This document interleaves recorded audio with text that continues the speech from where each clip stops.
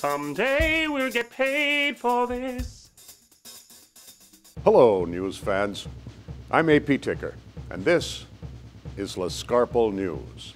That was a genuine typo.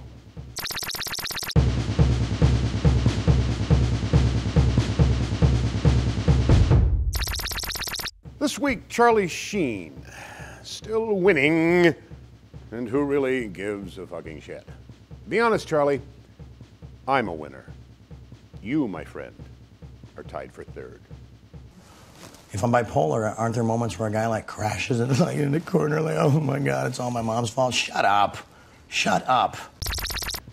4 people in Bensalem were arrested in a phone chat line robbery scheme. Police arrested Lisa Sorbine, Jennifer Parnington, John Tubemogul, and Tariq Martin.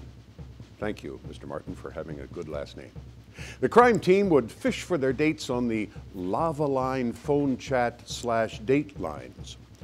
The unsuspecting men would meet with the bait date at a restaurant, most likely an Applebee's, share a 2 for $20 dinner deal, wash it down with a double fudge brownie sundae, and continue the date at a nearby motel.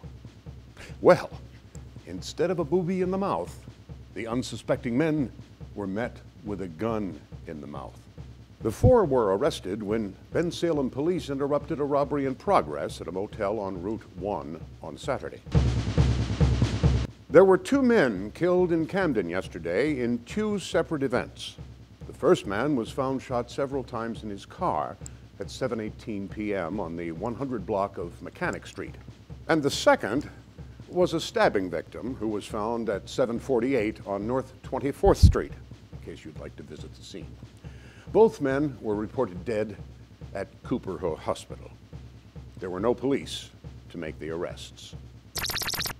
Daniel Hughes, a sales manager for Enterprise Rent-A-Car in Philadelphia, was in Missouri for a conference that wrapped up on Friday. Hughes and a buddy decided to spend the weekend at a Ritz-Carlton hotel, which was down the street from a Sheraton where Hughes had been staying. On Saturday, they went out for drinks.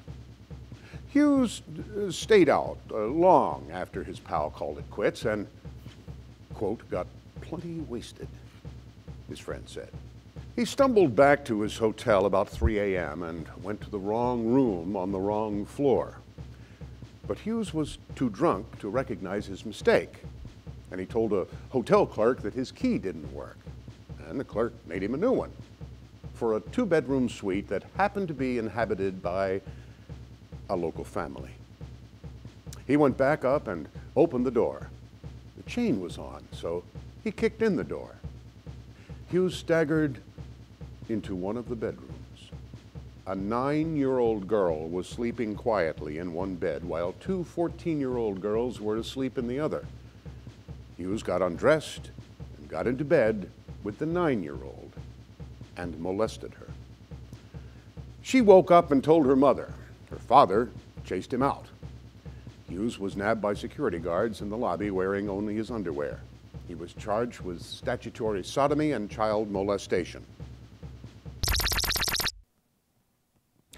During last summer's tragic tugboat and duckboat accident, which tragically killed 2 visiting tourists, it turns out that the tugboat's mate, the guy who steers the tugboat, made or received 21 cell phone calls during the 2.5 hours leading up to the accident.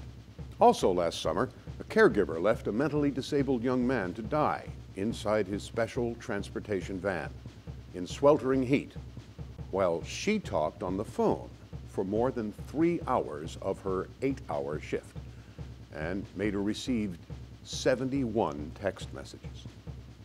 To tie these threads together, just 20 minutes ago, whilst driving to the Scrapple News Tower, some jerk-off, oblivious to the world around him, nearly ran me off the road while he was texting, I said texting, on his cell phone, still angry. This is usually the point in the broadcast where I get up on my white horse and start pontificating about the dangers of not paying attention and calling on restrictions and stiffer penalties on ill-advised cell phone use. But no, I'm tired, and it won't do much good. So let's wait a few weeks, and I'm sure I'll report about more fools and their phones.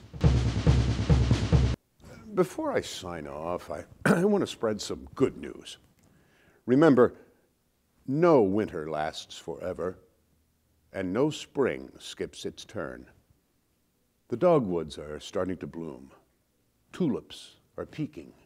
Spring is coming. Our long winter of discontent is coming to a close. Bring on the bounteous sonnets of spring. Just breathe it in, people. Oh, joy. Together, let's rip off the shackles of our conforming and cumbersome winter clothing. Let the bright spring sun kiss our ghostly pale bodies. Let's get the hell out of our offices, houses, hospitals, and garages. Let's go out. Drop some acid and hump some trees, man. Hump some trees. I'm A.P. Ticker, and I nominate myself the king of spring.